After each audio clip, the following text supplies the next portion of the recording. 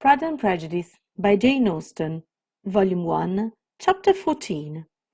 During dinner, Mr. Bennet scarcely spoke at all, but when the servants were withdrawn, he thought it time to have some conversation with his guest, and therefore started a subject in which he expected him to shine, by observing that he seemed very fortunate in his patroness.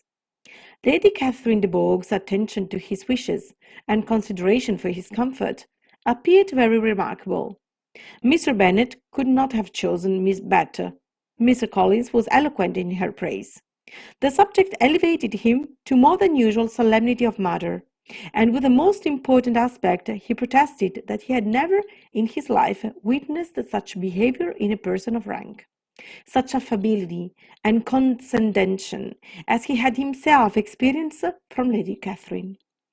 She had been graciously pleased to approve of both of the discourses, which she had already had the honour of preaching before her. She had also asked him twice to dine at Rosings, and had sent for him only the Saturday before to make up her pool of quadrille in the evening. Lady Catherine was reckoned proud by many people he knew, but he had never seen anything but affability in her. She had always spoken to him as he would to any other gentleman.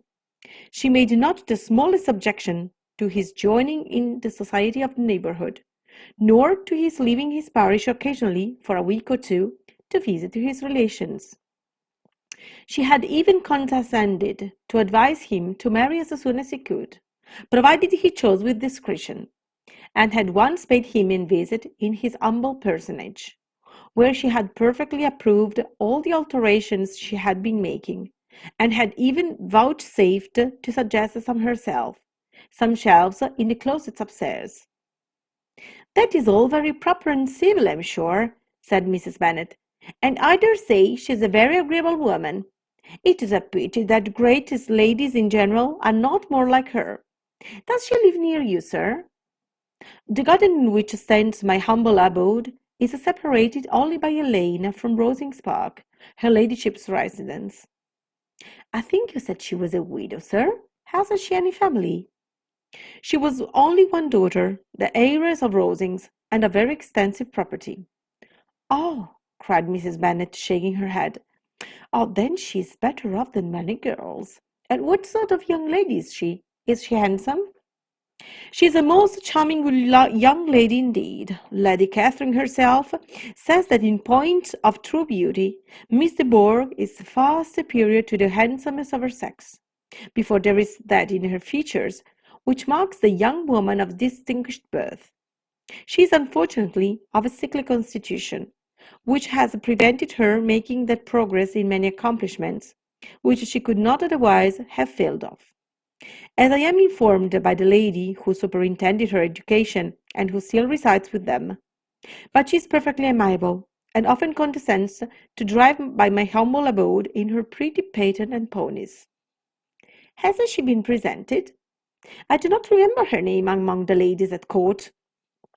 Her indifferent state of health unhappily prevents her being in town, and by what that means, as I told Lady Catherine myself one day, has deprived the British court of its brightest ornament." Her ladyship seemed pleased with the idea, and you may imagine I am happy on every occasion to offer those little delicate compliments which are always acceptable to ladies. I have more than once observed to Lady Catherine that her charming daughter seemed born to be a duchess, and that the most elevated rank, instead of giving her consequence, would be adorned by her. These are the kind of little things which please her ladyship, and it is a sort of attention which I conceive myself peculiarly bound to pay. "You judge very properly," said Mr. Bennet, "and it is happy for you that you possess the talent of flattering with delicacy. May I ask whether these pleasing attentions proceed from the impulse of the moment, or are the results of previous study?" "They arise chiefly from what is passing at the time, and though I sometimes amuse myself with suggesting and arranging such little elegant compliments as may be adapted to ordinary occasions, I always wish to give them as unstudied on air as possible."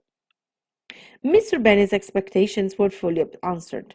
His cousin was as absurd as he had hoped, and he listened to him with the keenest enjoyment, maintaining at the same time the most resolute composure of countenance, and accepting an occasional glance at Elizabeth, requiring no partner in his pleasure.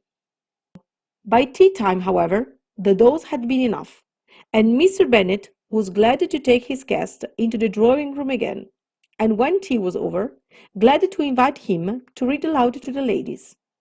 Mr. Collins readily assented, and the book was produced. But on beholding it, for everything announced it to be a circulating library, he settled back, and begging pardon, protested that he never read novels. Kitty stared at him, and Lydia exclaimed. Other books was produced, and after some deliberation, he chose Froude's sermons. Lydia gaped as he opened the volume, and before he had, with very monotonous solemnity, read the 3 pages, she interrupted him with, Do you know, mamma, that my uncle Phillips talks of turning away Richard, and if he does, Colonel Foster will hire him. My aunt told me so herself on Saturday. I shall walk to Meryton tomorrow to hear more about it, and to ask where Mr. Denny comes back from town.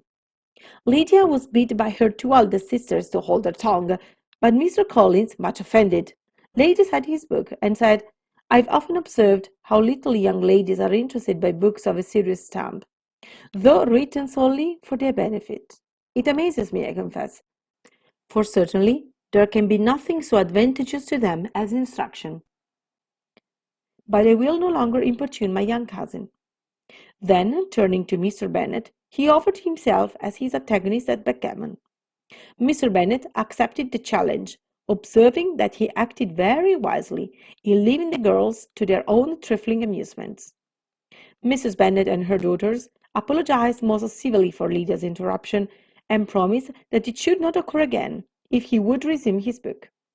But Mr. Collins, after assuring them that he bore his young cousin no ill will, and should never resent her behaviour as any affront, seated himself at another table with Mr. Bennet, and prepared for backgammon.